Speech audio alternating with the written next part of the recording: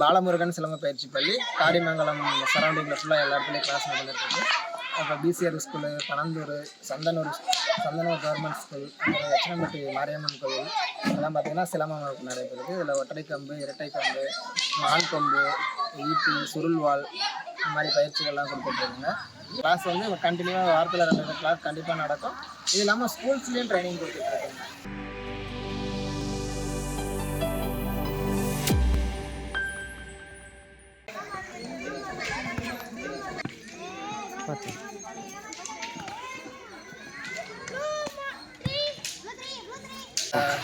ஸ்கூல்லையும் அப்புறம் அவங்க ஸ்கூலில் தனியாக இண்டிவிஜுவலாக கூப்பிட்டாங்கன்னா அங்கேயும் வந்து நாங்கள் ட்ரைனிங்.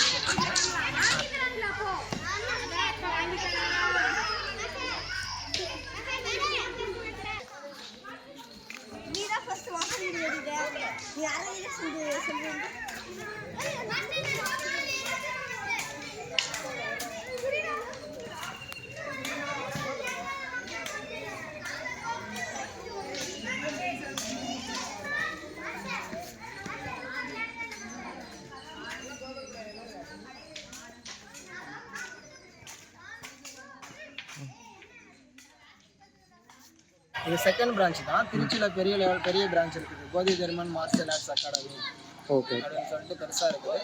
அங்கே ஒரு 20 கலைகளுக்கு மேலே மாஸ்டர் ட்ரைனிங் கொடுத்துருக்காங்க. சிலம்பம், குங்ஃபு, அகிடோ, ஜிம்னாஸ்டிக் எல்லாமே சேர்த்து ட்ரைனிங் கொடுத்துருக்காங்க.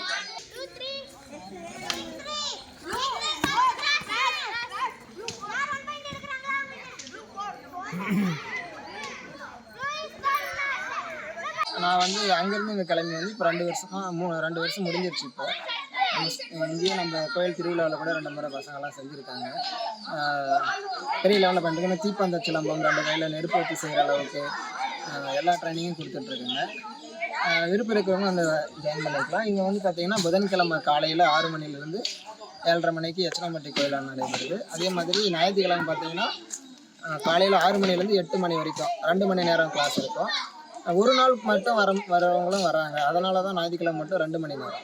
மற்ற நாள்லாம் 1.5 மணி நேரம் தான் கிளாஸ் இருக்கும். ஒரு இது பணம் கட்டி கற்றுக்கணும் அப்படின்றலாம் கிடையாது. இது நம்ம தமிழரோட பாரம்பரிய கலை. செய்ய ஆரம்பித்தாவே எல்லாருக்கும் ஒரு ஆரோக்கியம் வந்துடும். உடம்புல நல்லா ஆக்டிவாக இருப்பாங்க.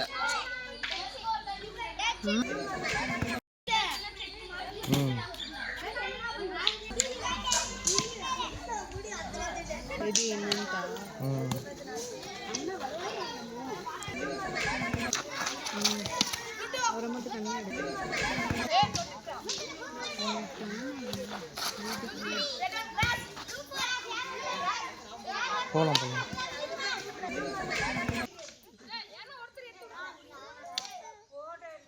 நம்ம சுறுசுறுப்பாக இல்லாமல் டிவியை பார்த்துட்டு ஃபோனை பார்த்துட்டு ரொம்ப நேரம் உட்காந்துட்டு இருக்கிறது இல்லாமல் ஒரு 1/2 மணி நேரம் குச்சி எடுத்துகிட்டு வந்து அப்படியே கொஞ்சம் ப்ராக்டிஸ் பண்ணாங்கன்னா உடம்பும் ஆரோக்கியமாக இருக்கும், மைண்டும் கொஞ்சம் ஃப்ரீயாக இருக்கும். எல்லாருக்கூடையும் வந்து போகிறதுனால எல்லாம் வேறு ஏரியாவிலேருந்து வந்துட்டு இருப்பாங்க, ஃப்ரீயாக இருக்கும்.